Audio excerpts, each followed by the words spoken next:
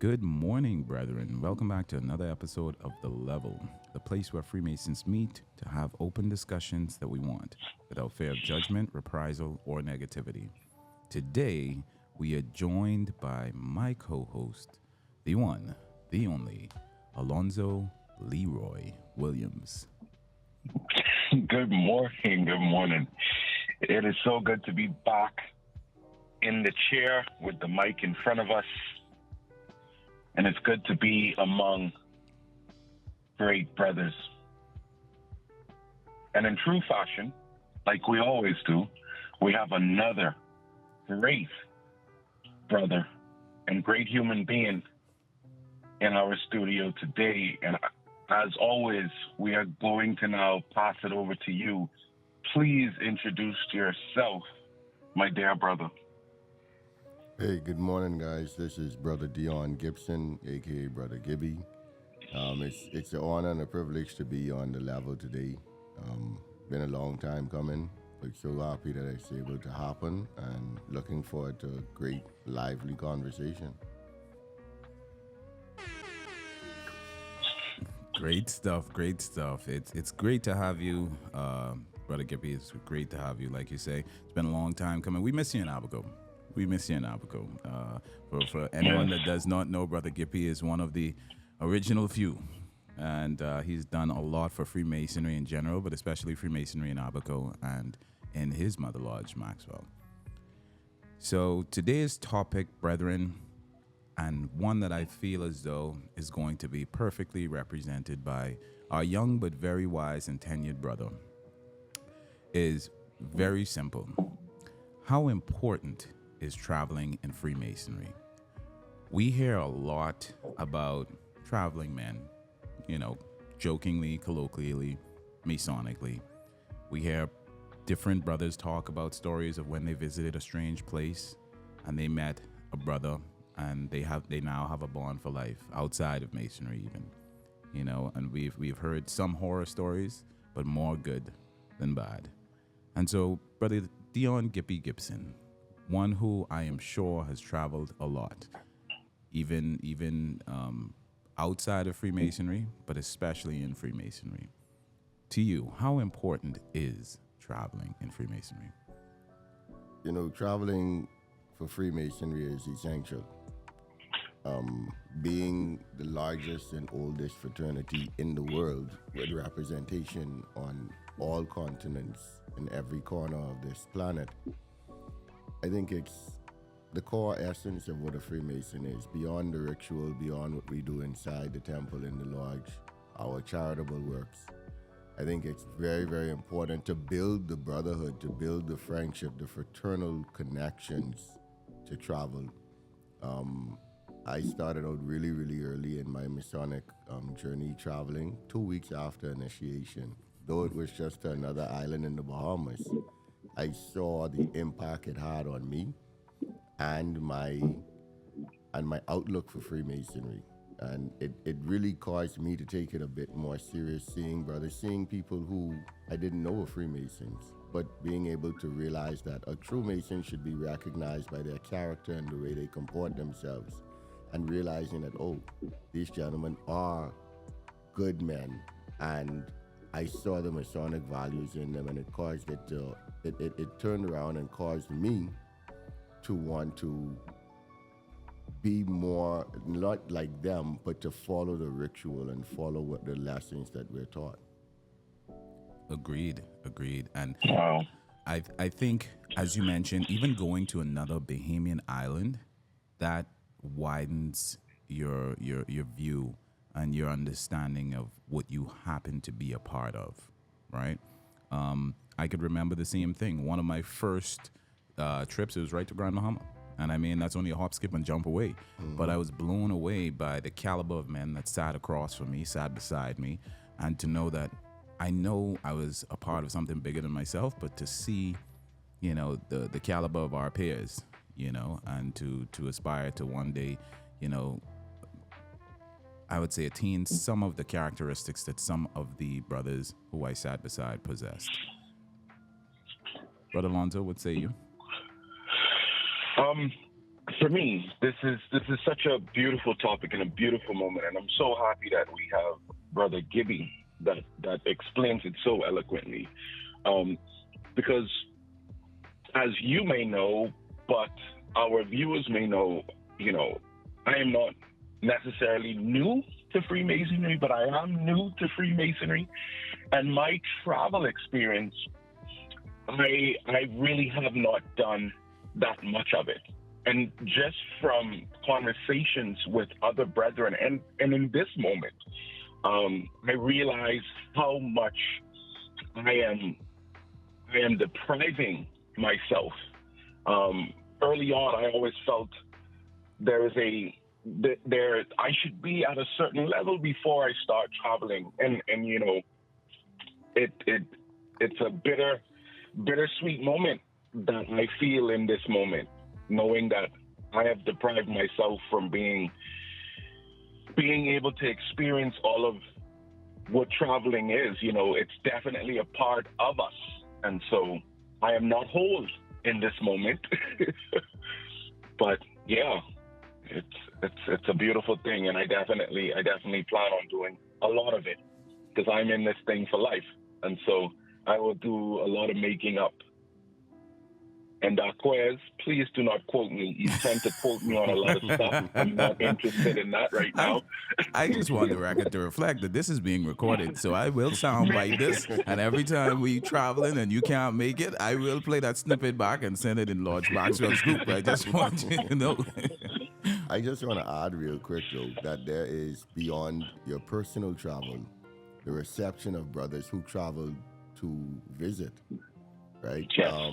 I've made lots of connections, as was alluded to, and lifelong friendships with brothers who have visited the various lodges that I'm a part of, or even visiting another lodge and they're visiting. But I think that's something to consider as well, right? Not just limiting yourself to going out and traveling, but the reception of other traveling brothers who visit. I think that's a really big thing, and adds to it, and it shows you why it's good to travel when you receive brothers from all over the world. I've met brothers from as far as Italy, God rest his soul, but we had a brother who is on the District Grand Lodge of Italy or District Grand Lodge of Rome. But, and I've traveled to visit some of these brothers, stayed in their homes in other countries, stayed in their homes on other islands, used their car, run back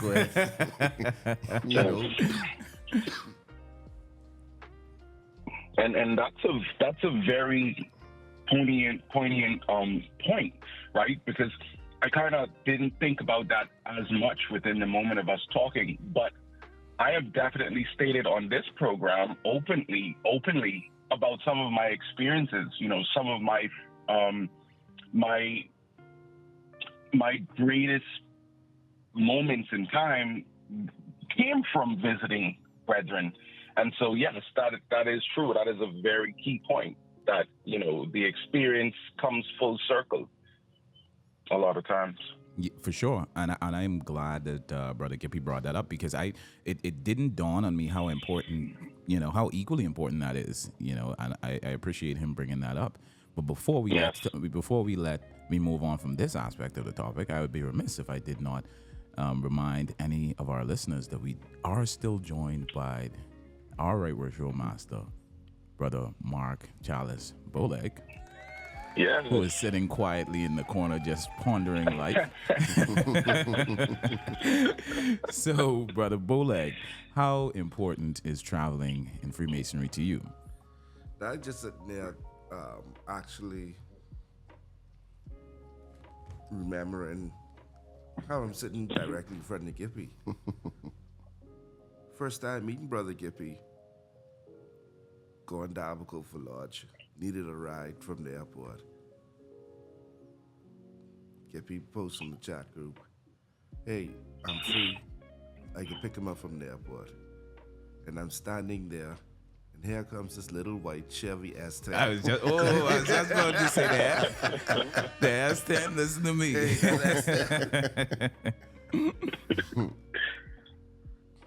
and he pulls up and say, "Brother Bolag." I say, "Yes, this me." He say, "Come, let's go. I come for you." I say, "Okay." No questions asked. We jump in that ass stand and what do they say? The rest is history. Yeah. The rest is history. And that's a real life example of receiving a traveling brother and developing a lifelong bond. You know, Agreed. ice duck is called sometime, but you know, I do that to everybody. But that really is how Brother Bowleg, right, Richard Master Bowleg, and I became close. Yeah. You know, and we worked. I was like, I got stuff to do, so you got to ride with me. And he, without a doubt, without question or anything, he jumped right in and assisted with what it was that I was doing for the lodge at the time. So, you know, that's the true essence of the travel, right there. And with two people right there, I knew he was going to say that, so I allowed him to bring it up. No, but he and I often reminisce on it, you know. Yeah. I do remember the S10 though. I missed Oh, that. yeah, the S10. Yeah. It's bittersweet, you know. Darn you, Dorian. Yeah. Before Dory, he dissed the S10 and got upgrade to Silverado or something like that. Temporary. Yeah. This is true. I remember that. But the S10 was old faithful. Oh yeah. But it goes to show the importance of traveling, getting to know brethren, and like what Brother Gippy said, you meet brethren is basically the whole saying, you meet strangers who becomes lifelong friends. And I always encourage brethren to travel. From an EA, some brethren have the thinking or would you say perception that you have to be a master mason to travel. No, you don't. Brother Derek Munnings, perfect example. Derek got initiated today, and the next day he was at Freeport, if I'm not mistaken. Then he was in Abaco, Eleuthera, Andros, all over the place. And when it was time for him to be installed in the chair as master, the amount of support he had because of traveling, and not only the Bahamas, but he traveled basically all over the world. So I always encourage brethren, travel. Even if time is not on your hand, make a sacrifice. Take time off just to travel and see how beautiful Freemasonry is outside your island. Now, Brother Gippy, prior to, because we Alonzo brought it up, and Brother Bowleg talked about it just a little bit. But prior to traveling, let's say I am an EA, right, and I would like to travel and visit another lodge. What should our younger brethren and listeners, what should they be cautioned against? / what should be their course of action? So when I began traveling, and I came to understand, I was told early on that when traveling and you're not a master mason, you should inform your right worshipful master so that he can inform, if you are not traveling with a senior mason. So if you're traveling with a senior mason, it's a bit easier. I went out on my own, traveled by myself the first time. And so the goal of that is to inform him so that a brother at the lodge you're going to can receive you, because you're still fresh, you're still new, you may not remember exactly how to present yourself as a brother, right? We're taught how to present ourselves, we're given signs, grip, and tokens, and a grip is so a brother can be made known in dark or in light, right? But if you don't remember, you may be nervous, nerves may take over you. The purpose of having someone who can vouch for you to be there is important so that you are not perceived to be a coward or eavesdropper, right? And so that's the main step one should take, informing your master, especially when visiting other constitutions or jurisdictions, right? Because they do things differently, and so you may need someone who can vouch for you in your infancy as a Freemason, right? And I think that's pretty much it. Make sure your master knows if you're not traveling with any respect or seasoned or senior brother from your mother lodge, or perhaps there may be one in the place where you're going, but be sure that there's someone there to be able to vouch for you so that you don't come off as a coward or eavesdropper because you may have forgotten what you learned in your.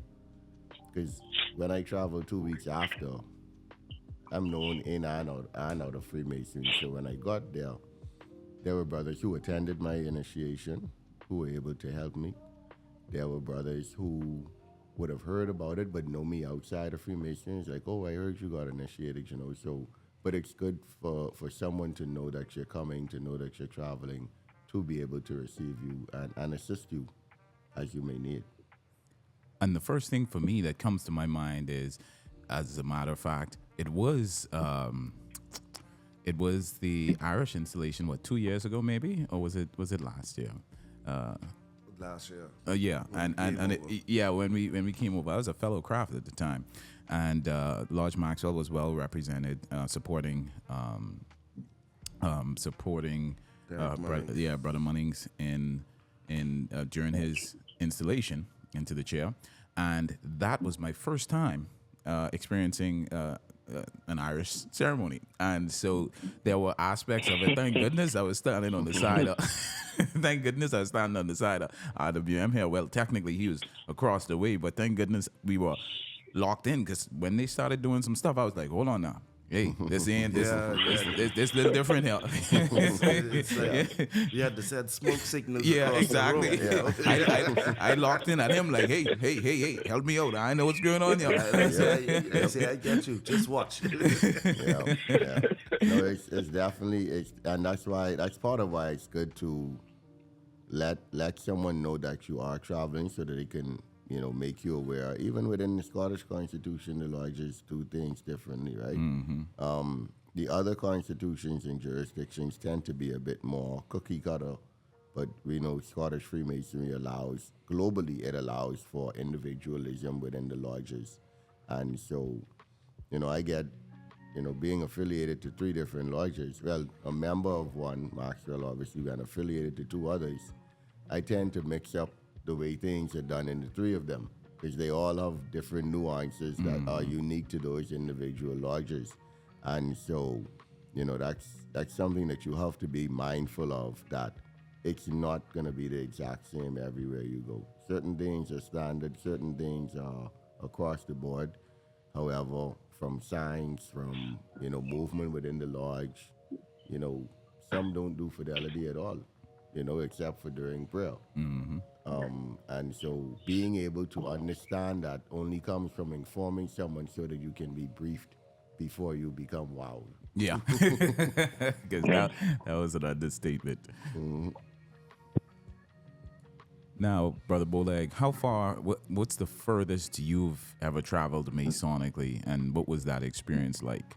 Because I know a lot of brothers have gone to Scotland before. I know a lot of brothers have gone even beyond that, traveling Masonically. But what say you? Unfortunately for me, the furthest I've ever gone is Florida, right? And so, well, fortunately, because I know some brothers would like to, but for reasons out of their control, may not be able to. But I was fortunate enough to experience that, and that was an eye opener. Well, believe it or not, I haven't really went that far, Brother Gippy went further than me. The furthest I went was Grand Lodge of Quebec, in Quebec City. That is far. It's That is not. far. Relatively far.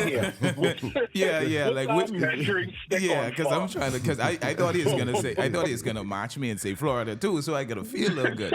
But no, you can't pull that pin and then try to say, well, it ain't that far. Yeah, that was right down. Now, Florida, I visit Florida multiple times.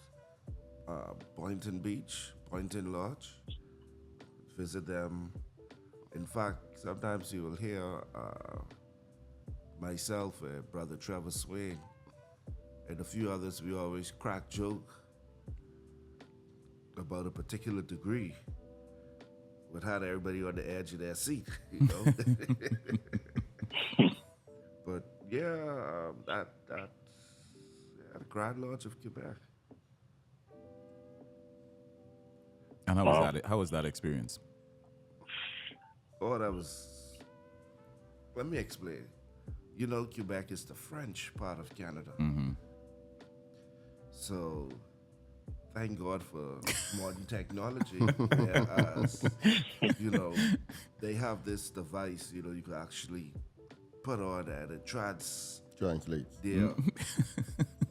But the signs, the stands, everything remains the same. So you'll have a basic idea, you know, what is about to happen. If you're not using that translating device or whatever that was. But it was a very good experience. Very good experience.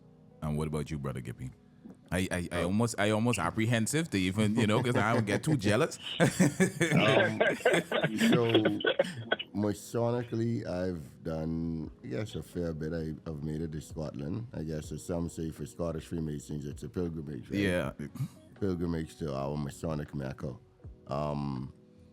And that was a wonderful experience going to Grand Lodge. Just taking in the history of the building itself was an experience, you know. Visiting Rosalind Chapel, which has a lot of Masonic significance that I think every Freemason, regardless of constitution, should visit, because of all the rich history that's in there. I won't preface anything. I'd allow anyone to go and experience it themselves or even do your own research. In addition to visiting the Grand Lodge and participating in the conference, they're having conversation with brothers from the Far East, the Middle East, Hong Kong, Malaysia, Singapore, South Africa, Rwanda, Kenya. I mean, sometimes you feel like you travel to these places just through the people that you meet. You know, brothers from all over Scotland, not only going to Grand Lodge, but going to Lodge Canongate Kilwinning, number 2. You know, Wow. with a 800-year-old or 700-year-old organ in a building that was once a carriage house. So the building was around long before it became a lodge. So you're literally sitting on benches. Well, there were pews that are like I don't know, 500-600 years old. That's you crazy. know, Wow. and it was, you know, just being in that area, being there, feeling that essence. I haven't made it to Florida, which is right there. And I mean, you know, it's all on interest, right? I personally am not that interested in going to Florida. Nothing against the brothers in Florida or anything. It's just not something that's high on my list of priorities. Will I do it one day? Probably. You know, I've met a lot of brothers from Florida. Lloyd St. Michael just affiliated a brother from Florida who visits the Bahamas. I feel like he's the meetings here more than me, and I live in Nassau, you know. And he never travels without having his regalia, whether it's an English or Scottish or Irish meeting. He is present. Even Prince Charlie visits, you know. But you know, it's both ways, right? As well as I've been to Bermuda for the Peppercorn Festival, which in itself is a rather simple festival, but a very beautiful story. You know, again, I won't preface it. I leave it for persons to go and experience or do their research on it themselves. But again, sitting in a lodge, number 200, Lodge St. George, number 200, I think they are about 230 years old now, you know. Then Wow. meeting brothers in Scotland from Bermuda, one who for the past 2 years has stayed by me when he comes for St. Michael's installation. And when I was in Bermuda, he took me to every single meeting. And him and his now wife took me out socially as well, you know, and he's from Lord Summer Isle, and they're only waiting for me to come there because they want to affiliate me to Lord Summer's Isle. And I tell them, I ain't affiliated no more. I'll take an honorary membership, you know. But being able to have that experience, and again, that's the non-large Masonic benefit of travel as well, right? Recently went to Jamaica, visited a number of brothers who frequent Eleuthero and Nassau, and stayed with one brother for a portion of my trip. And I ended up staying with him because he told me, "You coming to Jamaica, you better spend some time with me." And we went to see other brothers, and pretty much every parish that I visited in Jamaica, I was able to connect with a brother who called and made sure everything was all right. Haven't been to lodge in Jamaica as yet. That's kind of high on my list.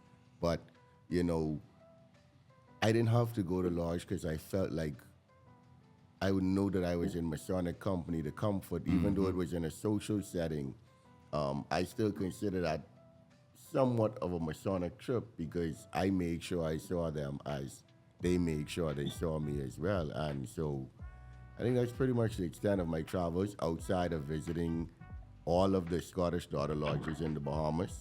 And that was just completed in December. Believe it or not, it took 6 years for me to get to Freeport. Yeah, I've been on the island a lot for work and whatnot, but the first time I actually went to a St. Andrews meeting, I used to go to their practices when I was on island, but that doesn't count, So, so I think that's a bit of an accomplishment because not everyone actually visits all of the daughter lodges, But that was a goal of mine. I'm a member of 3, and most are in New Providence, but going to Andros and going to Grand Bahama, going to Abaco, going to Eleuthero.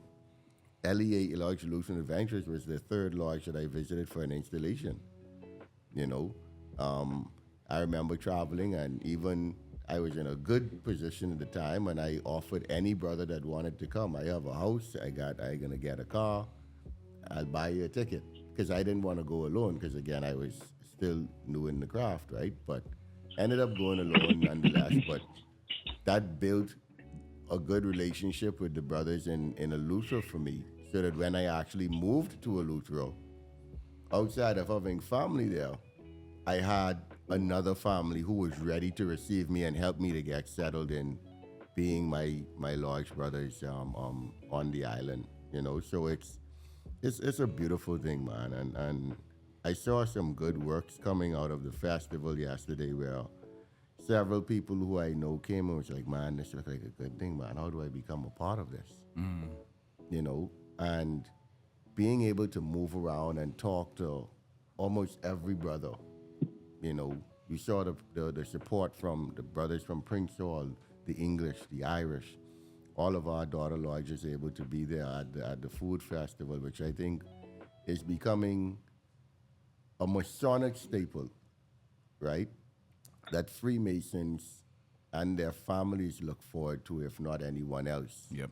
Because it's that one time that everyone is gathering, and I think that's just really a beautiful thing. And some may only see it as a fundraiser, but it really is a time of family and fellowship with your brothers, And I agree with you on that because yesterday I've seen brothers who I haven't seen in years. It was almost like a reunion. And, that we were happy to see each other. We talk, we laugh, crack joke about, early days coming up in Freemasonry because a lot of us would have, been initiated around the same time. And we met each other just through traveling and visiting. We would keep in contact through like WhatsApp or, other social media, but to see each other in person, it was good. It was a good reunion. And I think to the non-Mason, they may never fully understand that feeling that I think Right Worshipful Master Boleg is trying to explain. It's you see a brother who you haven't seen in a while, and you just embrace each other. You stand there and you talk for 2 to 10 minutes, however long, and it's like it's almost joyful, right? Because this connection has been built over the years. Haven't seen you in a while, so happy to see you, and it's a really good thing. I mean, seeing brothers all the time can get boring, but and I don't say that negatively because some of us spend a lot of time together in and out of lodge, and that's where the friendship that is built outside of the brotherhood. But to see those brothers who you haven't seen in a while, I mean, I don't know if you're all familiar with Jamaica, but I went to Black River just to see one brother, and I was like, man, I don't really need to drive all the way down there. But I was so happy. I was so happy when I did. It was like a 3-hour drive, you know. Wow. And Brother Jones, who I was with, he's like, no, we have to go see him. I need you to talk to him because he knows the relationship I have. And he's like, you know, this brother is not coming out as much. I don't know what's going on. And because I had a bond, being from even another country, it was put on me as a brother to, hey, check on the brother, man. I need to take you there because I need you to see what's going on. Pick his mouth, pick his brain. The brothers are curious. We want to know. We want to see him. And that's the result of travel. Him traveling to the Bahamas and then me traveling there, you know. So it's so much that comes out of Masonic travel and just Freemasonry in general when you take your tenets and obligations to heart. Yes. So, Brother Williams, I think you have a challenge because our good Brother Gippy said, you know, he's visited all of the daughter lodges under the Scottish Constitution. So I think you've visited at least one. So now, you know, let's Get more. Yeah. You know what I'm thankful for? I am genuinely thankful for a discerning spirit. I knew my spirit told me you would say something like that. But yes, I that is a beautiful challenge, and it's definitely something that's achievable. And so I definitely plan to. And I plan for us to sit back in the same spot and rehash this conversation, and so that I can definitely chime in a lot more, and we can say, you know, over some time what experiences we have had and we've grown from. And I think that's part of it, right? That's part of the beauty of traveling too, is that whenever I see you again, I should be an even better person than the last time. Our conversation should be even richer than the last time, right? That's the beauty of what we are a part of. And that's what I get from this conversation. Like, the more I think about it, the more I sit here and listen to the experiences, it's like, hey, well, if I saw you a year ago, well, oh, brother, I got so much to say to you. You know, it's like any other family, you know, if I haven't seen my cousins or, you know, close family members in a long time, it's, oh, I can't wait for us to catch up. And that's what this is. It gives me that same feeling and same vibe, and it's beautiful. And, you know, I don't want to dominate the conversation so much, but I remember being told by brothers, because I think for a lot of people, the concern always comes up of funds and the ability to afford a flight, because it isn't cheap. Yeah. You know, Masonic weekend, it just for an installation could run you $1,000 Easily. Easy, right? And we know in today's time, you know, with inflation, that's not, even if you have it, that's still something you have to think about. You would right? still feel it. But the one thing I was told early on was, hey, just get there. You will get a couch, you will get a floor, you will get a ride, you know, you will be taken care of. I've had times where I've traveled and I promised to be there. I couldn't afford the banquet. And the brother was like, hey, I got you. Sort me out later. And if you can't, don't worry about it. I've done the same for people, you know, and I did it because it was done for me, right? As well as I strongly believe, and, you know, the Maxwell brethren hear me harp on it, support begets support. You want to be supported, but you have to support others. And respect begets respect, support begets support. And when you show that and you see it reciprocated, I think, you know, and not to toot my own horn, but like people often say, oh, everybody loves Brother Gibby. And maybe I'm a likable person. Sometimes I don't think I am. But, you know, and sometimes I probably am not well liked. but at the same time, I'm going to be there if I can.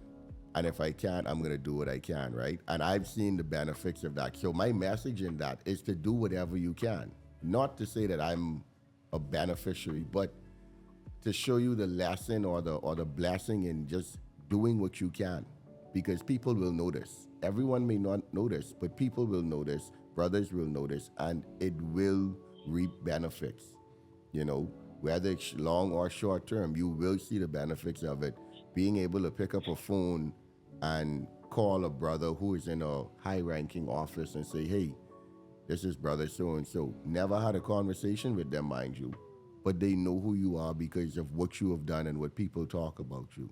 You know, and if you're not known, you will still be taken care of once you can identify yourself. But it's so much better when you are seen as an active, participatory brother who will go to any length to do what they can to help others.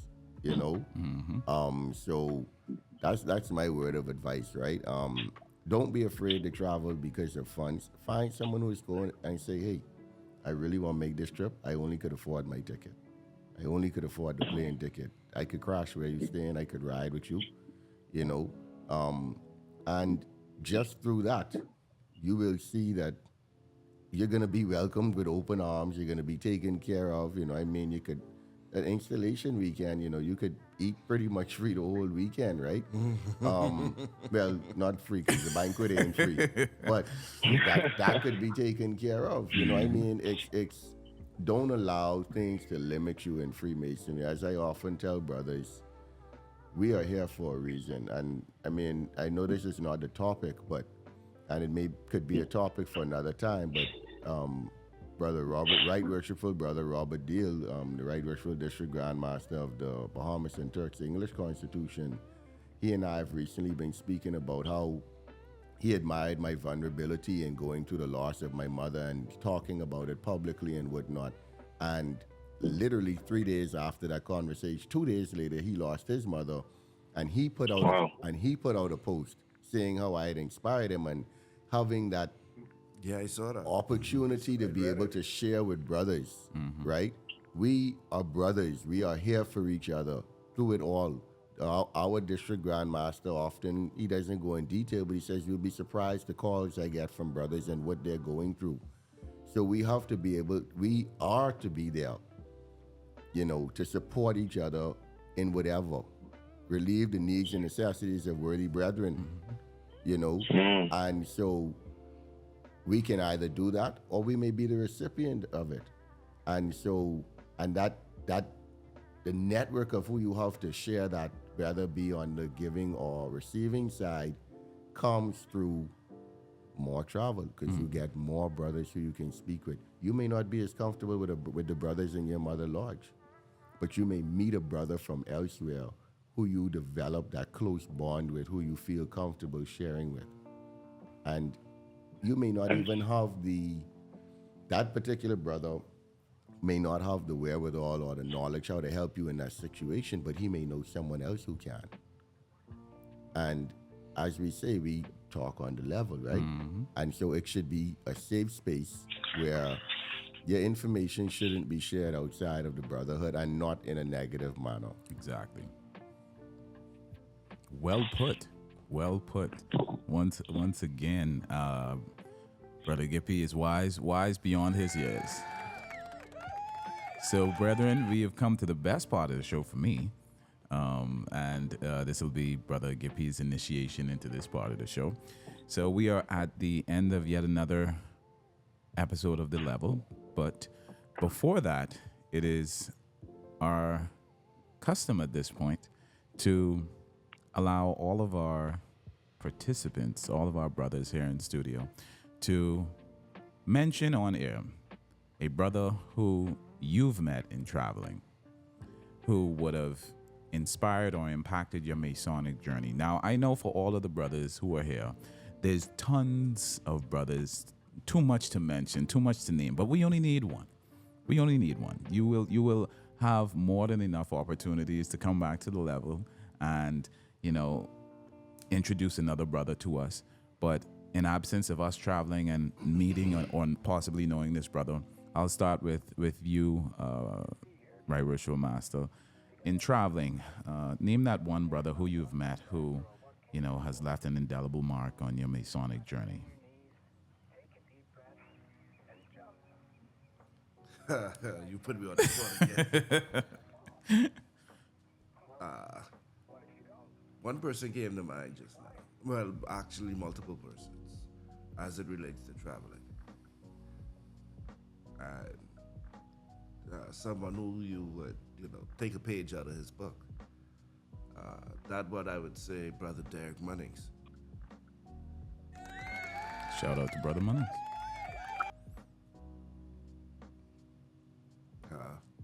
Reason being, everybody know once the opportunity presents himself, Derek will be there. And like he himself would say, it's good to travel, it's good to know your brothers, and basically show that support. Because when it's your time, you'll be looking for that support. So what you support other brothers, you support other lodges, you guarantee that support will come back to you. Agreed. Brother Williams, what say you?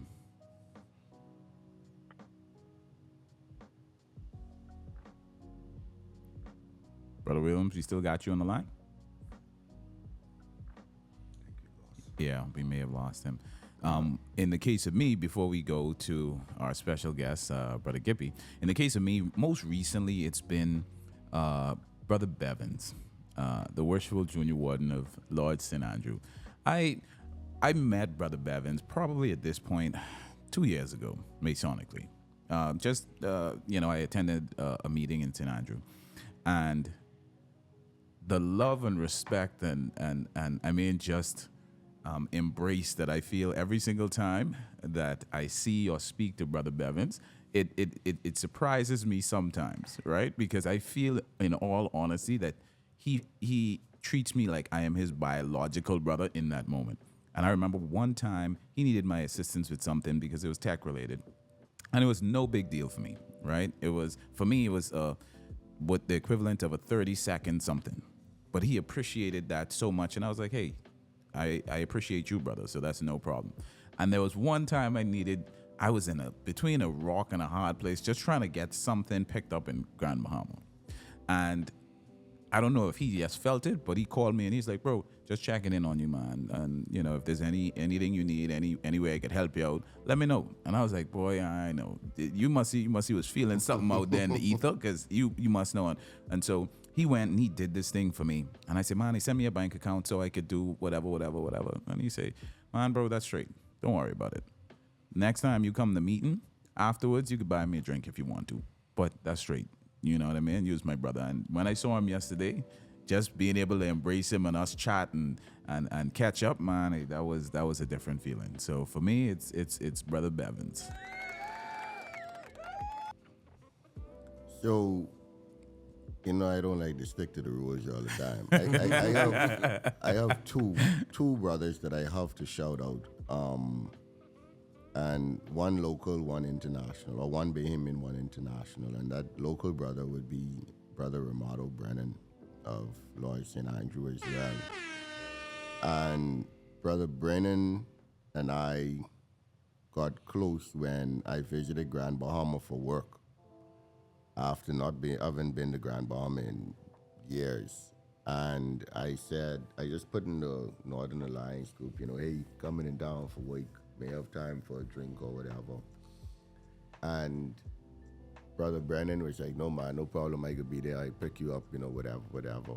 We connected, we hung out to the point where I've been going to Grand Bahama frequently for work as well as for other personal reasons. And every single time we make sure that we connect, or I at the very least let him know that I'm in town. And he says, okay, no problem, if you need me, let me know and whatnot. So I have to shout him out. And Brother James Codrington of Lord Summers Isle in Bermuda. That's the brother who I referenced a bit earlier, who stays with me when he comes, who took care of me, to the highest order while I was in Bermuda. We met in Scotland, and it's just been an unbreakable bond, to the point where on his last trip, I happened to see the Minister of National Security, and he is a prison officer, well, overseer. He's gotten a higher rank in his job now.